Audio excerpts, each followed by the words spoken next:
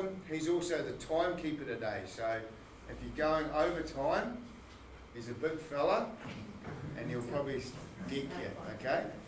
So we want to do have formalities about this today though, so we'll explain them very shortly, but I'll hand over to Russell now to say a few words. Yep, g'day everyone, cheers for coming, great to see you all, and hopefully we'll have a good day. So I'll just go a few things, fire exit here, and we'll go out to the big car park if there's an emergency, to gather there, and then there's toilets out there through the door, and then toilets down in the foyer below. For morning tea and afternoon tea we'll be downstairs for our coffee break and that, and then for lunch we will go over to the restaurant where we had our breakfast and dinner last night and have lunch there. And other than that, have an enjoyable day. Thank you.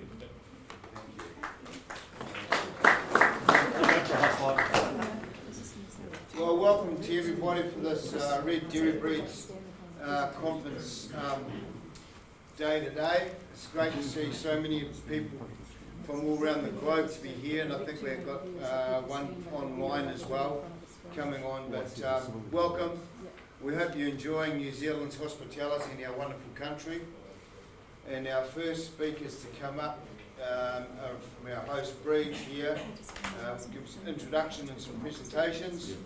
Will be from New Zealand Ayrshire, the President, Mr. Vince Steiner, and New Zealand Milk and Shorthorn President, Mr. David Woods. It says you've got 10 minutes each. But you can be longer, shorter, no, not longer, shorter. Come on, who's going first? Go together. Shorthorns first. Shorthorns first? Yep. By the look of that, you're first.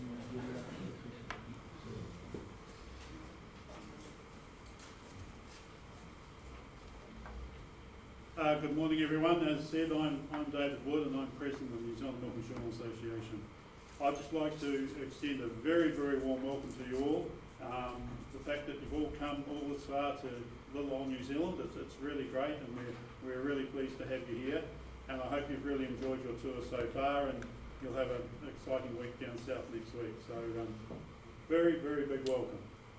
Our Milk and Shorthorn breed was the first breed of dairy cow in New Zealand. They arrived here in 1814 with Reverend Samuel Marsden, who brought them over from Australia. And they were the predominant breed in New Zealand well into the 1850s, 60s, and then the other breeds started coming in. By 1900, they were still one of the most popular breeds in the country. But they were being crossed with other different breeds at the time. There was a lot of Jersey Shorthorn cross cows around, and they were really good cows. They produced a lot, and with the high test of Jersey, the butter was a big thing in New Zealand. We moved through then to probably the 1950s, 60s, when our breed AB started to come along, and the board at the time said, no, you don't interfere with cows like that. You don't do that. That's not natural. You don't do that. So we were suppressed with AB for probably another 10 years until sort of the 60s and the 70s before we really got going with AB in New Zealand. So that held us back a little bit. And what else held us back was in the late 70s, a lot of beef breeds came to New Zealand, a lot of exotic breeds, and they used the Shorthorn cow as their base. So a lot of cows went out and bred a lot of these beef bulls to be the foundation cows to breed up their breeds. And so we because at that stage our breed was sort of considered a dual purpose breed. And that comes right back from when they first started, because all the bullock teams in New Zealand were Shorthorns, and all the they milked the cows and they got their meat from the cows as well. So it was always considered a dual breed. So when we got going and got into things, people didn't want to know your stock if you were a dual breed. They want milk, they didn't want meat. So we had to get over that hurdle as well. So yeah, we back in the 1980s, the breed started getting a bull breeding scheme going, and we had a lot of success with that bull breeding scheme, and that is still currently going today. And as I said to someone the other day, I think I've used every one of those bulls bar probably two. So today we're looking at a totally different scenario with our, because we haven't got the big herds of pure Shorthorns anymore. We have a lot of people who have a few in their herds, and we probably haven't lost numbers recently, but the number of people who have them has spread, and that's and we do have a very high interest in youth. Youth seem to like our Shorthorn animals, and there's a lot of youth around, and young people with up to sort of 20s and 30s and 40s in their herd. Some only have 5 or 6, but we have a great interest from youth at the moment. And the other thing which we have to adapt to now, and we're probably a bit slow in that area, is the sex semen side of things, because people want sex semen. They don't want to make all their whole herd to just normal semen. They want the sex stuff so they can breed the top 20-30 cows, 20-30% of their herd to sex semen, and then the rest of it they want to put to beef bulls. So there's quite a change happening in that area too. So there's lots of challenges for us in the future, but with the interest out there, I think we've got, especially from young people, we've got a good future ahead of us. So thank you for that. That's just a brief overview of where we're at the moment, and I'm sure that yeah, we will be going forward from here. So thank you for that.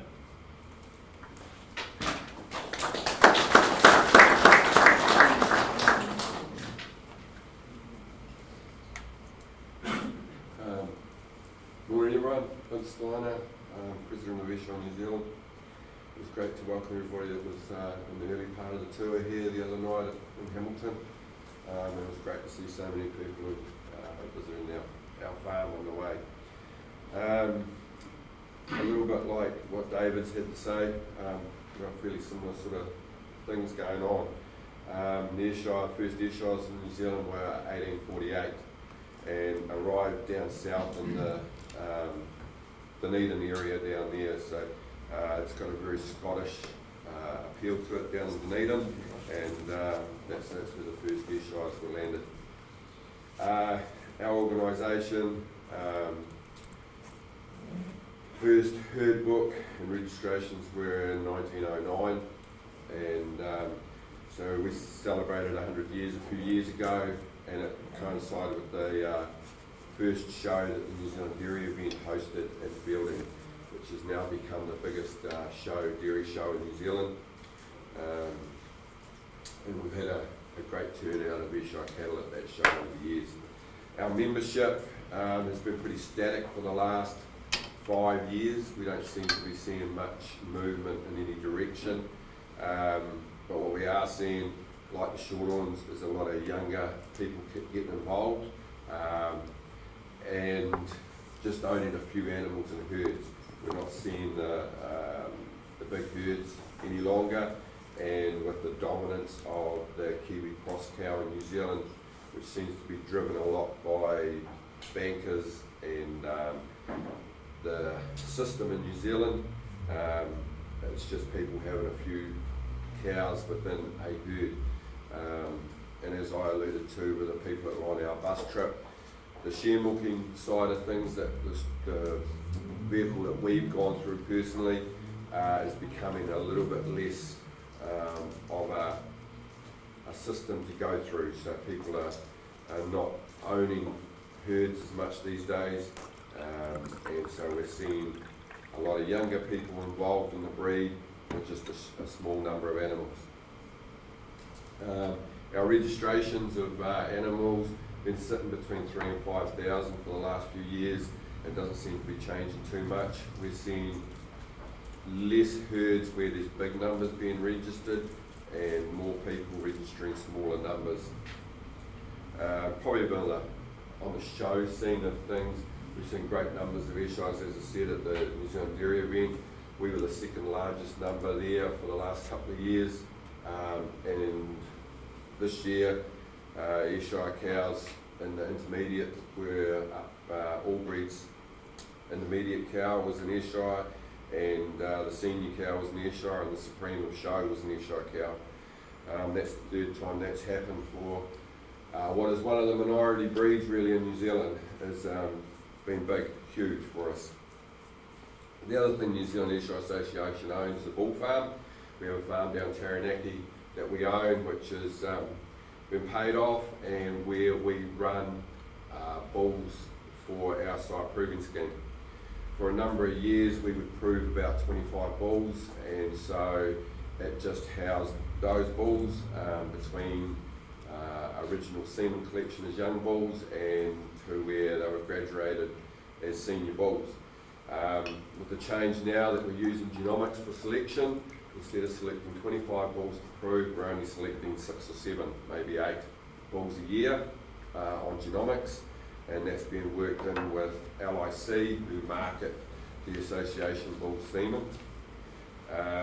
So we now are using that farm as a revenue to support the association, and as that's just been paid off, that's going to be going into some other things as to help promote the Ayrshire breed in New Zealand. So yeah, we're turning over about 50 bulls in there a year now, instead of the 25 through to 4-year-olds for daughter proof. It's about 50 bulls going out as sort of 2-year-olds, 2.5-year-olds. And with the beef prices in the last couple of years, it's been really beneficial to us as an association. The other thing in New Zealand, we have the BW system for our index system. That's taken a roll back to a base cow. It's taken 10 years to do shift the base, and that there seems to have hit us pretty hard. Most of our breed now have a negative index because of that, and we need to, that probably is one of the forefront things that we look at where we move to from now to try and improve that situation. All in all, like David and the Shorthorn breed in New Zealand, we've seen a lot of involvement with youth, and that's awesome to see. The involvement is so promising, and I think the other great thing in New Zealand is we're seeing a lot of involvement with youth right across all the breeds. They seem to get on pretty well, obviously with the new ways of contacting each other and staying in communication with social media helps that, but we're seeing a lot more of the youth working together, and I think that's one of the greatest things of all. So yeah, that's my report. Thanks for being here in New Zealand. It's great to see everybody, and I hope you enjoy the rest of your trip.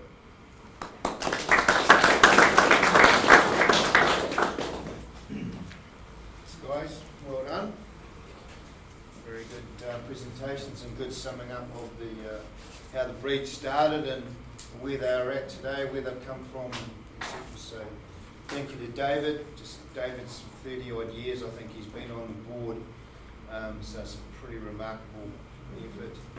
And we've got Gordon Glentworth here and Vince and Stu Honeyfield representing the Ayrshires.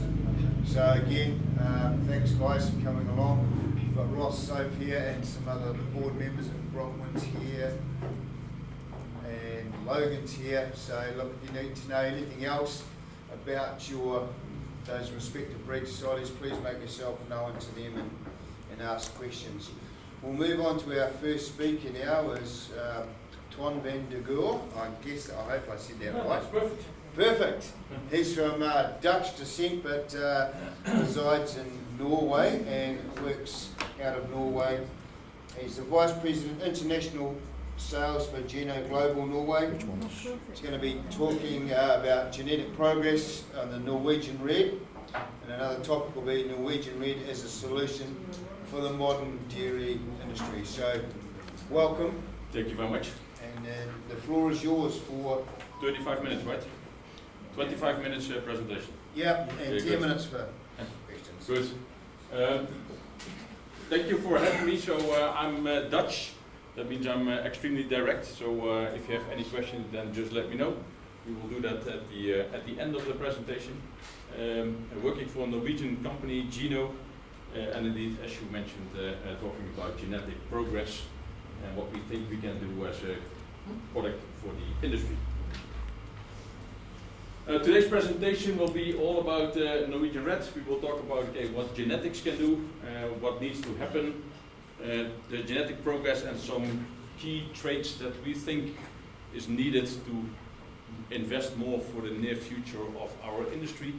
And I would like to finish with a question, and then hopefully after my presentation you have the time to answer the question during the coffee break. As you probably know, Norwegian Red is a well-known breed, the biggest red breed in the world. We are existing 91 years at the moment, so we celebrated 90 years last year, and it's all based on having profitable genetics for our farmers.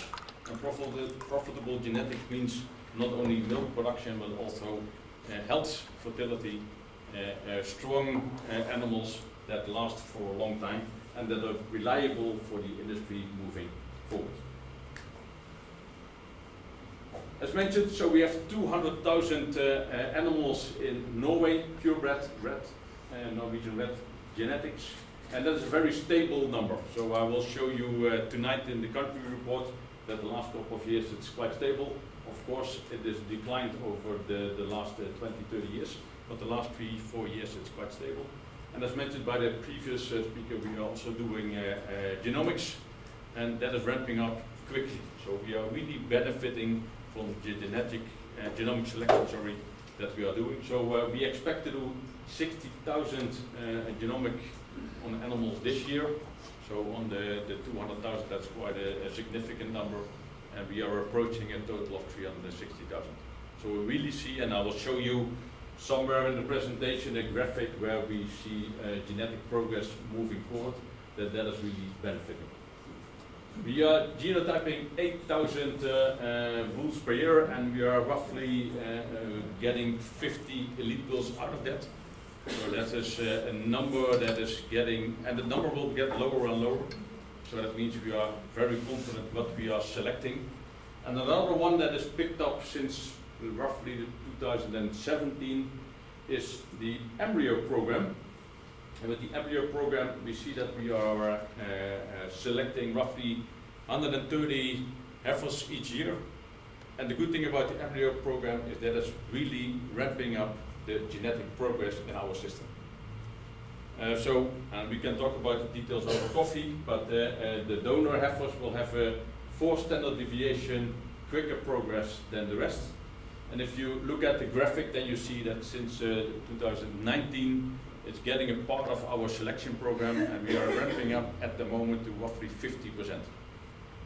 There is quite an ambition, so we are doing 2,600 embryos this year, and we expect to do 8,000 embryos in the near future, because we really believe that the embryo program will give us the genetic progress moving forward.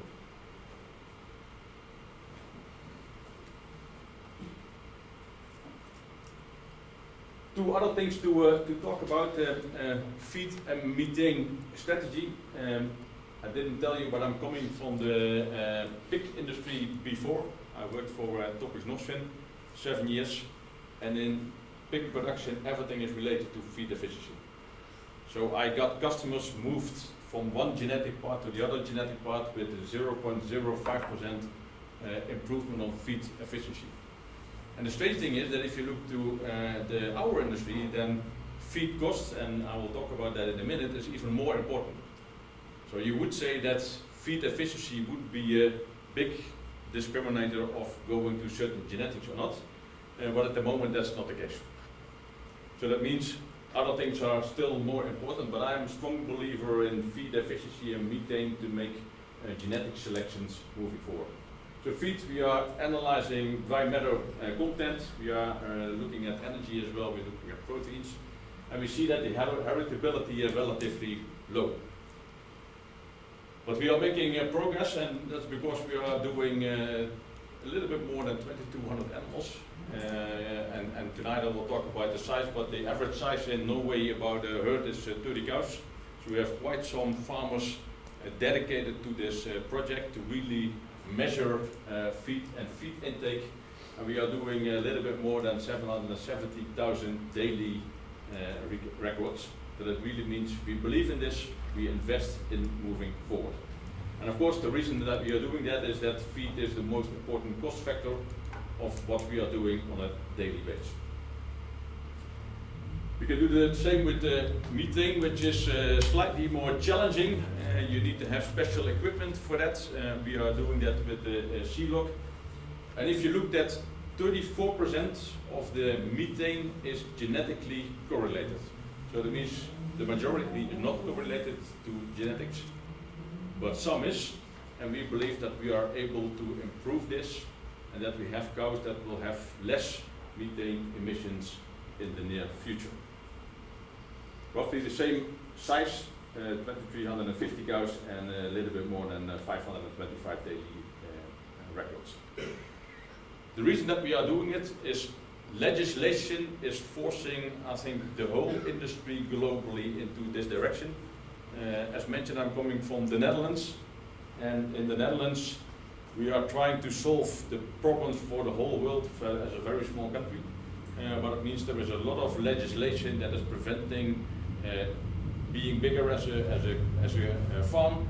There will be a lot of legislation preventing people to expand, and a lot of people currently are stopping because there's a lot of subsidies that is given by the government to make sure that we are getting to the EU legislation in the next 5 years.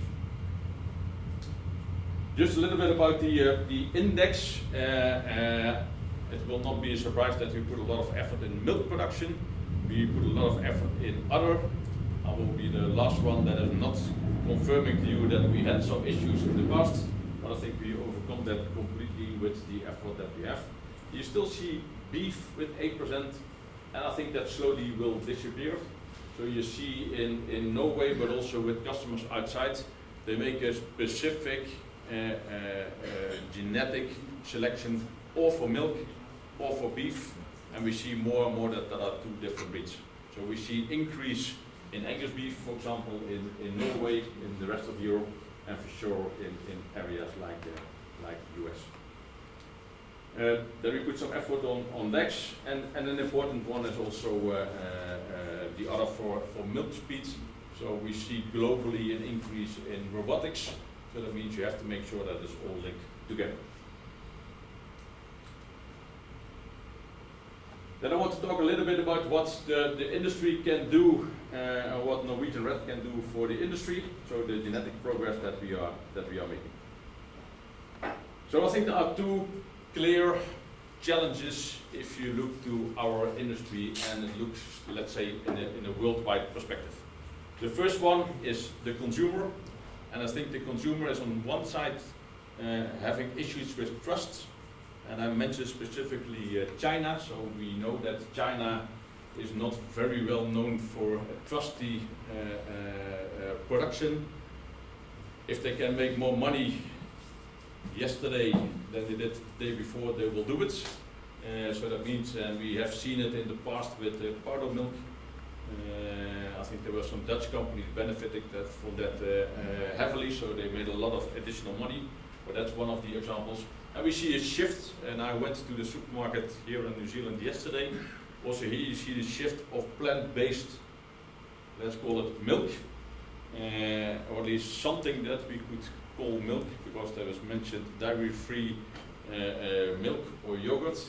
So you see that people are moving, but people are also moving within milk as such. So you see that milk consumption is going down, and at the same time alternatives in cheese, but also protein milk is increasing fast. And then the other one would be the farmer.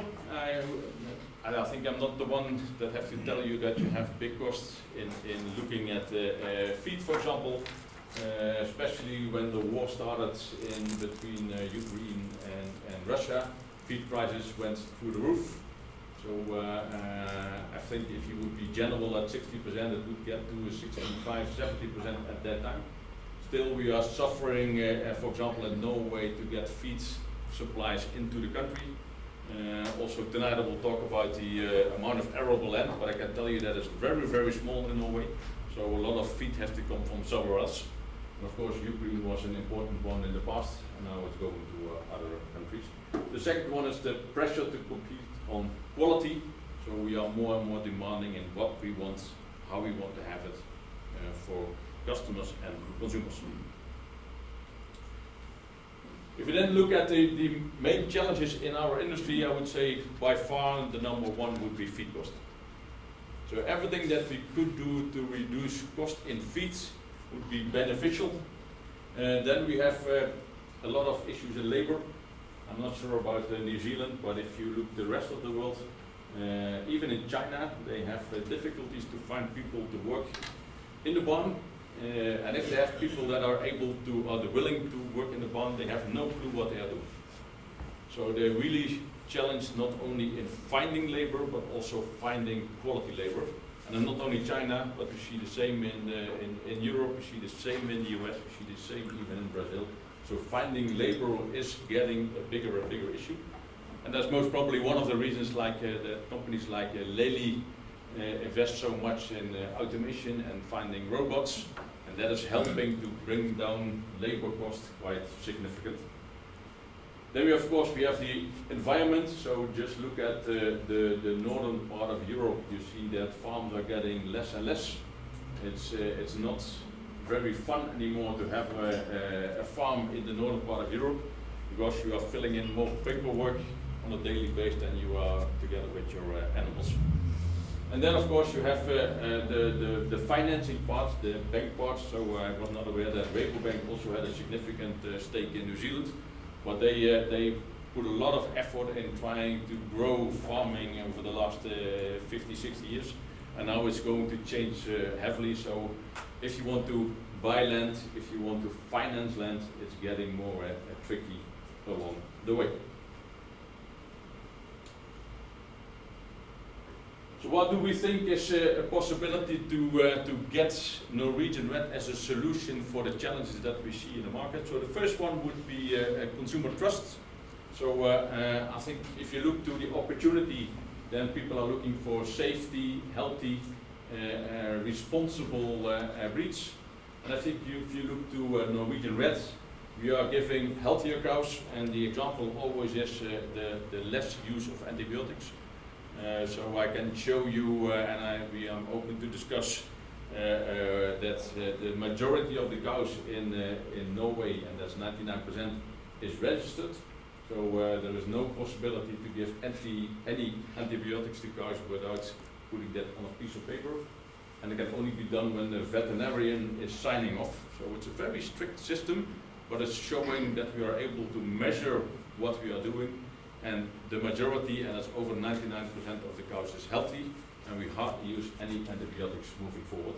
I think that's one of the reasons that we have premium quality as well. If you look to lowering costs, then feed efficiency and the efforts that we do to get feed efficiency measured and to be able to get feed efficiency in the right direction is one. Then fertility, I'm pretty sure that you know that Norwegian Red is on the high level of fertility in the world, and longevity as well. The funny thing is, when you would measure longevity in Norway, it would be at a terrible place, and that's because our farmers in Norway are contributing to the genetic program that we are doing.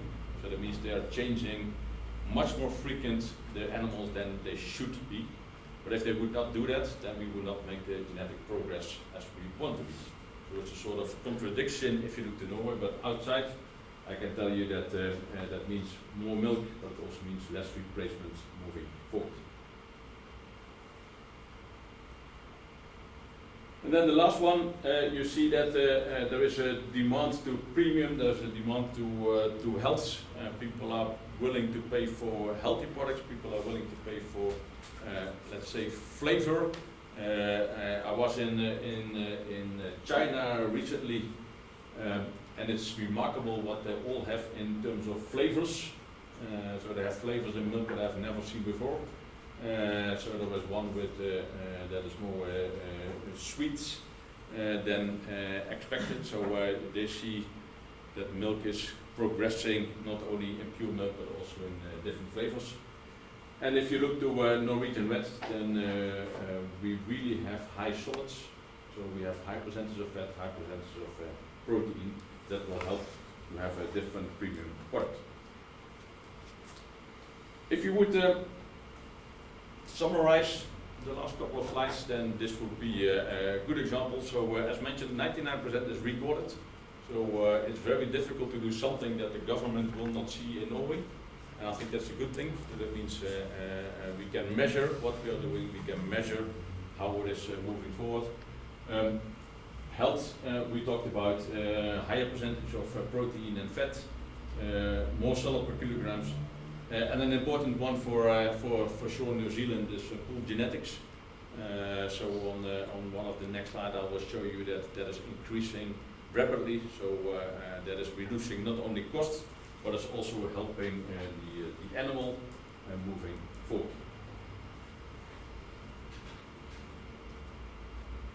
A slide that we use quite often is why would you use a Norwegian Red and why not a Holstein animal, and this is showing already the key difference.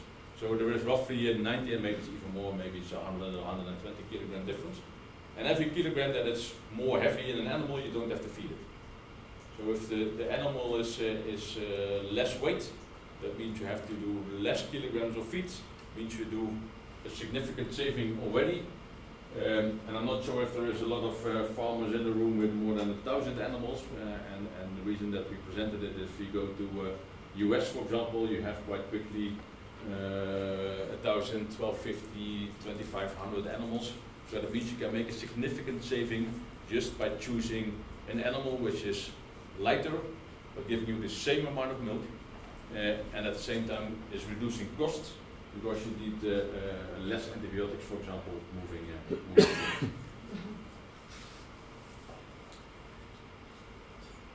So if we look in what is needed to change the markets, we for sure have to accelerate on some key traits. And if you look to the global traits that are, the number one would be milk production. I think there is nobody arguing that we should not have more milk moving forward. Then the second one would be milk speed. If you see that we have animals that are giving milk in 12 minutes, but we also have animals that are giving milk in 4 or 5 minutes, you can do a lot more animals in the same system. So that will be one of the traits to look forward in the next couple of years, to make sure that we are able to get more production out of the farm. And of course we can only do that when the udder quality is good. And as mentioned, so the last 10 years we maybe struggled a little bit, but we overcome that completely, so we are able to give you good udders, good milk speed and good yields. And of course the last one is the efficiency in longevity. So if the animal is lasting longer, we are also able to reduce costs at a significant level. On the picture you see Hovard, our director for R&D. Some of you know him probably quite well and talk to him on a regular basis, but on at least once or twice a year. He is increasing the selection intensity of the herd, and we are driving with that a faster genetic progress. So we are really ramping up the progress, and we want to make sure that we are talking more about economics than we did before. So the Norwegian farmers are known for their more emotional choices that they make. The funny thing is, with genetics they don't make a lot of choices, because we are explaining to them what they should use in their genetic program, and that's what they are doing. So I'm very thankful for the Norwegian farmers of their contribution to the Norwegian Red breed. Talking about genetic progress, this is what is expected over the next couple of years. And Hovard would say that he's not a fan of a hockey stick model, but that's basically what we have designed. So where the orange bar is starting, so that's the end of last year, and you see that we are making a genetic progress in terms of index from 5 to 6 and from 6 to 8. So the 8th index point is what we will expect in the next couple of years. And one index point is roughly 200 NOK, and I'm pretty sure that not a lot of people have any idea what 200 NOK means, but that's roughly $20 US. So that means we are making significant improvement in our breeds moving forward, and this is something, as you know, that the orange piece is basically done already.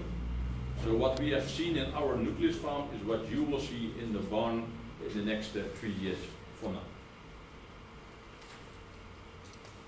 And what does that mean in terms of progress? We expect that we will increase roughly 1,000 kilograms in the next 10 years in milk production.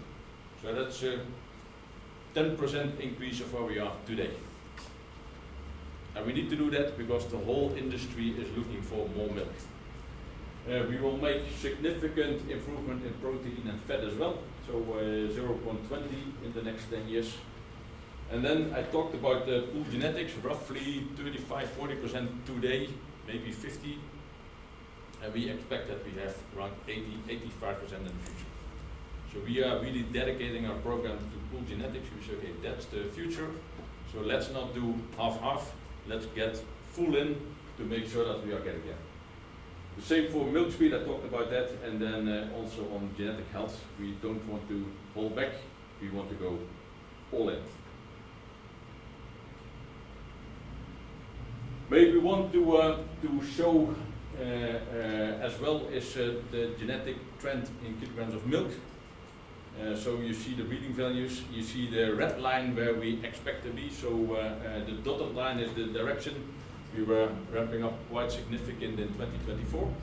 Then the orange one is where we have, so the first one is with genomics, the second one is with interpool results. You see that that line is roughly the same shape, but it's a little bit behind. That's because it takes a little bit of time for the interpool results to ramp up. So that means they are roughly 1 or 2 years behind. So that line will follow the same trend. And if you then look to all the other red breeds that we have in the interpool system, they are quite behind genetic trends in kilograms of milk, if you compare it with Norwegian red. And there are a lot of genetic trends that will go in this direction. So we really are committed to provide profitability, production, and other traits that will help to improve them long term. So I'm convinced, and we will not show you the video, so there is a link to a video. When you get to the presentation and the PDF, you are able, because it's always challenging. If you try to link now, then there is no sound. Without the sound, it doesn't make a lot of sense. Or it will show on the laptop, but then you have to show it on the screen as well. So let's not go there. So if you want to watch the video, we explained it what is the added value of Norwegian red. We could try. We can try. So that's a good one. That's on my screen. So the sound is there. Imagine this. Each cow in your herd could be generating up to an extra $498 or 467 euros every year. By crossbreeding your Holstein cows with Norwegian red, you could transform your herd to be more sustainable, efficient, and profitable. Our extensive 15-year study at a large dairy farm in the United States confirms crossbred Norwegian red Holsteins outperform purebred Holsteins. Analyzing data from more than 8,300 cows. So the sound is there, so you see we are trying to explain the added value of Norwegian red. So we will leave it there. Data show us. Let's dive into the findings. The Norwegian red Holstein. Now you have to stop it, so that's... So we always say it's simply more, so there is a lot of numbers, but we do that with an animation, so just have a look at the animation moving forward. If I could go to slide number 20, please.